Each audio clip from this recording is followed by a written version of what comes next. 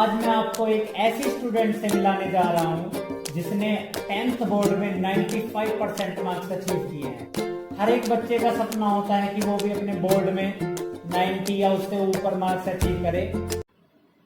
Hello बच्चों, नमस्कार। आप सभी का स्वागत है आपके परिवार डिलीजेंट स्टडीज सर्कल में। तो आज मैं आपको एक ऐसी स्टूडेंट से मिलाने जा रहा हूँ जिसने 10th बोर्ड में 95% मार्क्स अचीव किए हैं। देखो, 95% मार्क्स अपने आप में एक बहुत बड़ी बात है।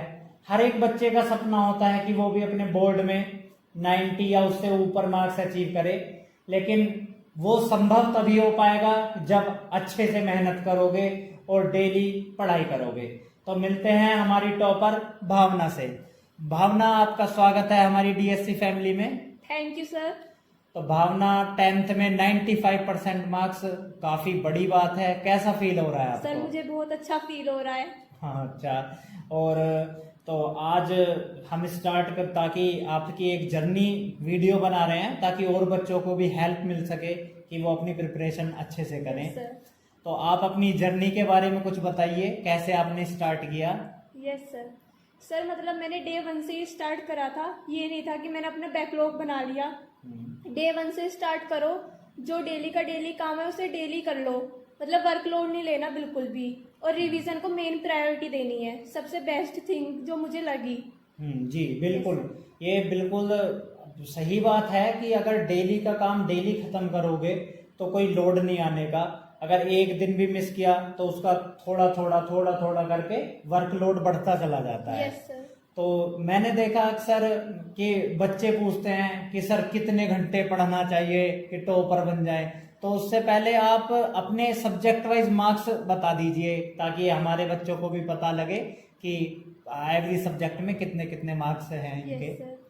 Sir, I score 97 marks in science, 91 marks in maths and 95 in SST, same with Hindi 95 and 85 marks in English, and in additional subject I scored 97 marks. Very good. तो साइंस में 97 मार्क्स, Yes, sir. जो कि बहुत बड़ी बात है। Out of 100 बस 3 marks ही कटे। Yes. तो साइंस के लिए आपने ऐसा क्या खास किया जो आपके इतने अच्छे मार्क्स आए हैं? सर, मतलब जो मेन थिंग है वो तो एनसीईआरटी ही है। सबसे पहले एनसीईआरटी को अच्छे से, मतलब लाइन टू लाइन 3 से 4 बार तो कम से कम रीड कर लीजिए।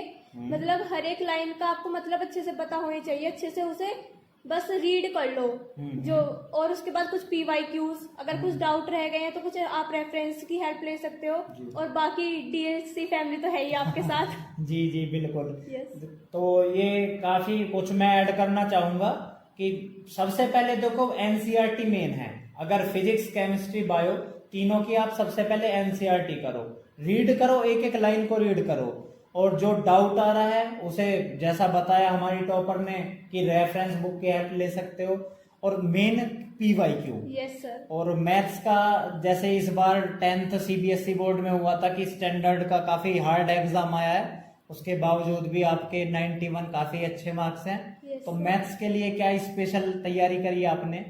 सर, मतलब मैंने पूरी साल सबसे पहले तो एनसीईआरटी को ही अच्छे से कर लिया। जो टाइम, मतलब जब एग्जाम आने वाले थे तो जो वो टाइम पीरियड था 1.5 महीने का, उसमें मैंने हर एक दिन 3 घंटे, मतलब 3 घंटे मैं देती थी। एक पेपर सोल्व जरूर करती थी, पीवाईक्यू। जी जी। तो उससे मेरी काफी अच्छी प्रैक्टिस हो गई और पेपर बहुत ज्यादा प्रिडिक्टेबल था।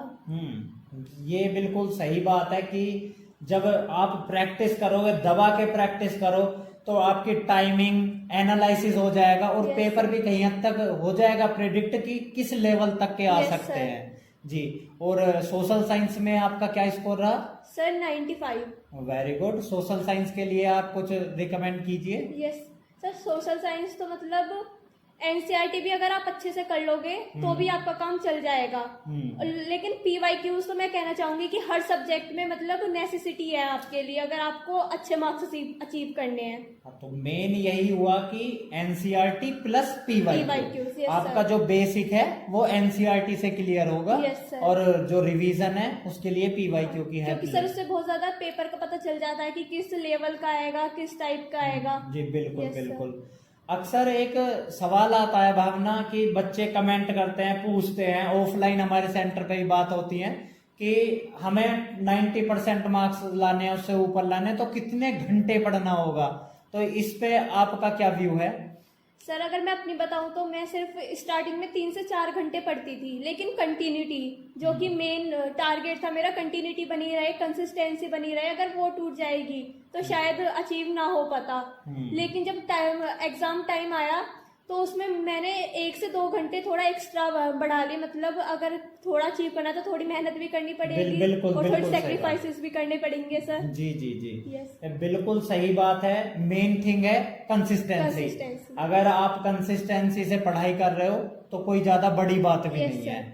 यही होता है बच्चों के साथ में कि कुछ मोटिवेशन वीडियो देख ली, अब जैसे यही वीडियो बच्चों तक जाएगी Yes, sir. तो मोटिवेट हो जाएंगे कि हम भी 95% लाएंगे, उससे ऊपर लाएंगे।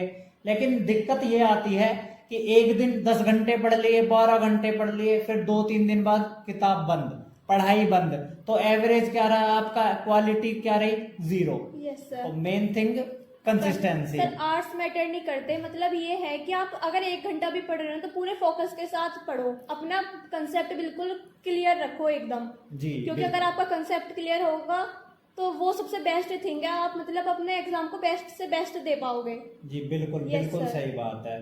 तो एग्जाम टाइम में मैथ्स के लिए कुछ, क्योंकि बच्चों का असल में क्या होता है, कुछ बच्चों का मैथ्स वीक होता है तो वो Yes, बेसिक की तरफ चले जाते हैं, Yes, sir. बाकी स्टैंडर्ड में। तो मैथ्स के लिए कुछ ऐसे टिप्स, क्वेश्चन कैसे करने हैं, किस टाइप से, उसके sir. लिए कुछ रिकमेंड कीजिए। सर मैथ्स में सबसे पहले तो आपको एनसीईआरटी कम से कम 2 से 3 बार कर लेनी है। जी जी, उसके बाद जब चाहे आप रेफरेंस बुक मतलब वो कर सकते हो हायर, कोई भी, जैसे कि आर एस अग्रवाल हो गई, वो सबसे बेस्ट है। लेकिन एग्जाम टाइम पे पीवाईक्यू सबसे ज्यादा जरूरी है क्योंकि उसी से आपको पता चलेगा कि पेपर किस लेवल का आएगा, पेपर का पैटर्न क्या होता है, आपको क्वेश्चन पता चल जाएंगे कि किस टाइप के आते हैं, कौन से क्वेश्चन रिपीट होते हैं बार बार। बिल्कुल Yes, बिल्कुल sir.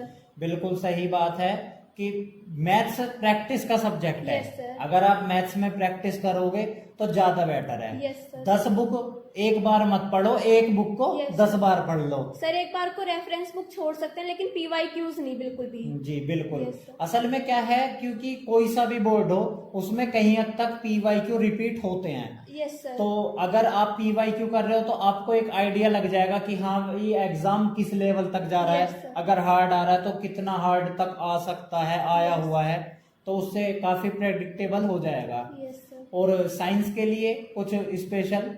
साइंस में तो सर एनसीईआरटी ही मैंने ज्यादातर फॉलो की थी और लास्ट में पीवाईक्यूज मैंने फॉलो करे। तो एग्जाम टाइम में उसके लिए भी Yes, पीवाईक्यू।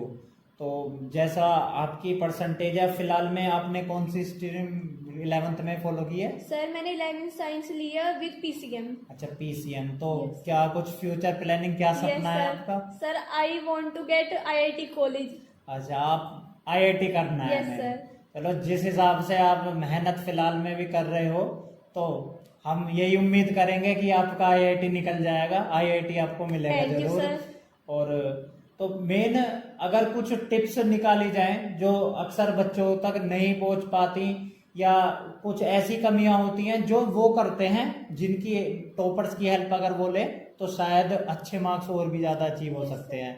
तो उसके लिए कुछ अगर टिप्स देखी जाएं तो सबसे पहले जैसा बताया एनसीईआरटी बिल्कुल बेसिक, एक बार रीड करो, उसके बाद दोबारा करो, 3 बार करो, क्योंकि 3 बार एनसीईआरटी एक साल में करना कोई ज्यादा बड़ी बात भी नहीं है। Yes, sir. उसके बाद में पीवाईक्यू, पीवाईक्यूज। और अगर कोई डाउट है तो कोई भी रेफरेंस बुक की हेल्प ले सकते हैं। तो अगर हम बात कर रहे हैं, जैसे आपने मैथ्स में 91 एग्जाम वो किए, अचीव किए, Yes, तो sir. मैथ्स में फिर कुछ आइडिया, एग्जाम टाइम में कितने क्वेश्चन डेली लगभग? मतलब सर मैं एक पेपर डेली तो सोल्व करती ही थी। पीवाईक्यू। Yes sir. और मैं उसके लिए टाइम अलार्म लगा देती थी कि 3 घंटे में करना ही करना है। जी। इससे मुझे पता चल जाता था कि मैं कहाँ स्टैंड कर रही हूँ, मेरी बिल्कुल। कितनी प्रैक्टिस है, जी, कि मैं बिल्कुल। अपना पेपर पूरे टाइम उस टाइम में कर भी पाऊंगी या नहीं कर पाऊंगी। तो ये सबसे ज्यादा जरूरी है कि आप टाइम मैनेज करते हुए चलो। हाँ, टाइम मैनेजमेंट बहुत बड़ी चीज है, क्योंकि आपको 3 घंटे में ही पेपर करना Yes, है। sir. आपको 3 से ज्यादा टाइम नहीं मिल पाने का। काफी बच्चों के साथ होता है कि क्वेश्चन आता हुआ छूट जाता है Yes, सिर्फ sir. टाइम की वजह Yes, से। sir. तो टाइम मैनेजमेंट के लिए यही है कि आप रोज एक पेपर लगाओ Yes, sir. और अपना अलार्म लगा के, जैसा हमारी टॉपर ने किया, एक अलार्म लगा लो कि 3 घंटे में मुझे ये एग्जाम खत्म करना है, और ऐसा फील करो कि जैसे बोर्ड एग्जाम Yes, ही दे sir. रहे हो आप। जी बिल्कुल बिल्कुल। सर स्टार्टिंग में नहीं होगा, फिर नहीं होगा, लेकिन आखिरी में बिल्कुल आप इतने परफेक्ट हो जाओगे कि आप बल्कि पहले ही कर दोगे टाइम से। बिल्कुल बिल्कुल। तो बस मैं यही उम्मीद करूंगा कि फ्यूचर में आपका सब अच्छा जाए, अपनी मेहनत करते रहो, और सभी बच्चों से यही कहना चाहूंगा कि दबा के एनसीईआरटी पढ़ो, रिवीजन करो, कोई ज्यादा बड़ी बात नहीं है 10th में अच्छे मार्क्स लाना। अगर आपके बेसिक अब कमजोर रह गए तो उसकी प्रॉब्लम आपको 11th में 12th में आएगी। तो अपने बेसिक मजबूत करो और अपनी पढ़ाई करो। Yes sir. तो आप भावना कुछ हमारे बच्चों के लिए कोई मैसेज? यस सर, बस यही कि consistency is the key of success. बिल्कुल सही बात है। Yes, और sir. अपनी पढ़ाई के लिए इन्हें कुछ अगर 2 लाइन में कोई टिप्स देना चाहें? कि सर सबसे पहले तो कंसिस्टेंसी जो है वो मेन है ही, उसके बाद PYQs तो आपको फॉलो करने ही है। अगर आपको मतलब अगर आपको पूरा एनालिसिस करना है कि पेपर किस टाइप का आएगा, किस टाइप का नहीं आएगा, तो उसके लिए PYQs जी। और NCERT साइंस, और बेसिकली मैं बता रही हूँ साइंस और सोशल साइंस में तो NCERT मेन ही है। जी बिल्कुल यस बिल्कुल। सर।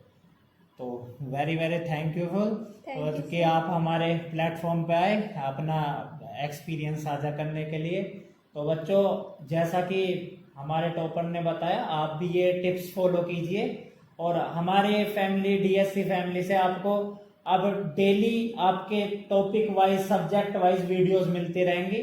तो एक बार हमारे चैनल को सब्सक्राइब कर लीजिए, लाइक कीजिए, और जो भी आपके डाउट है उन्हें क्लियर कीजिए। Thank you.